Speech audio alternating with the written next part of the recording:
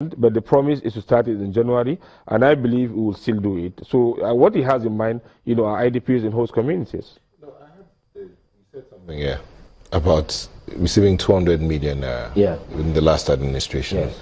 Was that all you got? That was the total cash support that we got from the previous administration. From the previous administration? Yes.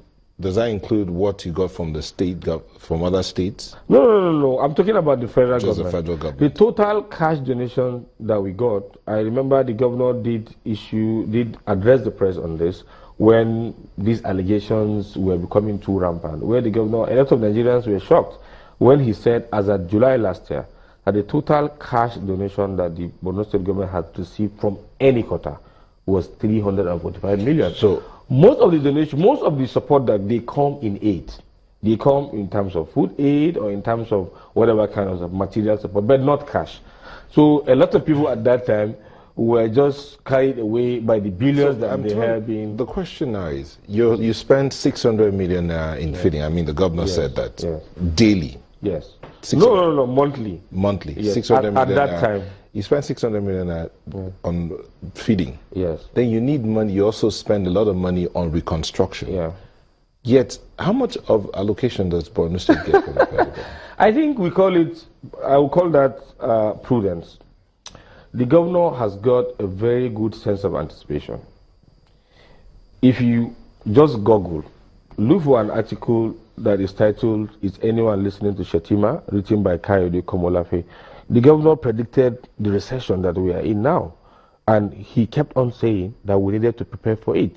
He took out a lot of money to import a lot of agricultural produce. We all thought he was mad when he was doing it. And he told us that, look, most of these things that we need to buy now, by 2016-17, the prices will triple. When the governor said it, we saw him like a prophet of doom. And his prediction, has come to pass. The governor has the capacity to prepare for problems. So I think he prepared very well for it. While we were doing this reconstruction, he kept on saying that, look, we need to begin reconstruction of Bama, which was is the worst affected local government area in terms of destructions. And a lot of us said, look, Your Excellency, why do you have to start reconstruction when we have the PCNI, we have different intervention, groups that will be coming, the World Bank, they have done. Let's wait for them to say, look, let me predict that we cannot get any substantial support until midway to 2017. This was what he said in 2015. A lot of us said, look, why does this man keep predicting doom? And it has happened. We are now in January 2017. The chunk of intervention, hasn't come yet. We are very optimistic that it will come, but it hasn't.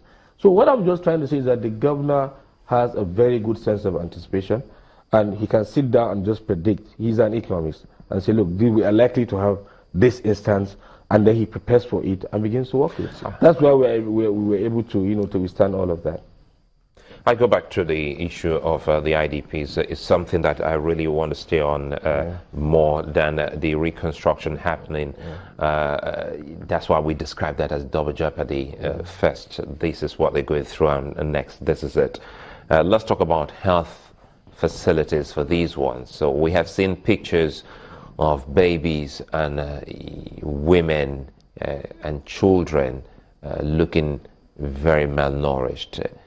Pictures that definitely will break your heart, and they keep popping up every day. What are we doing in terms of providing health facilities for these ones, as well as feeding? We still haven't addressed the issue of feeding. It goes beyond rice or someone trying to divert some of these foods. Well, there are two angles of this issue of malnutrition. There are cases of children who were actually trapped in communities. Anytime the military liberates any community, you'd always hear of thousands of people being liberated.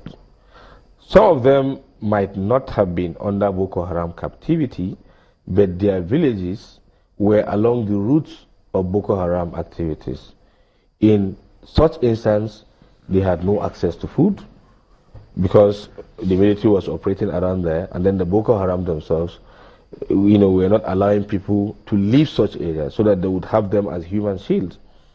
So there were a lot of cases of malnutrition as a result of that. I remember that the former UN humanitarian coordinator for Nigeria, I think his name is Mohammed Saifuddin, did address that when he said, from the investigation of the UN, he said that last year when this issue of malnutrition was actually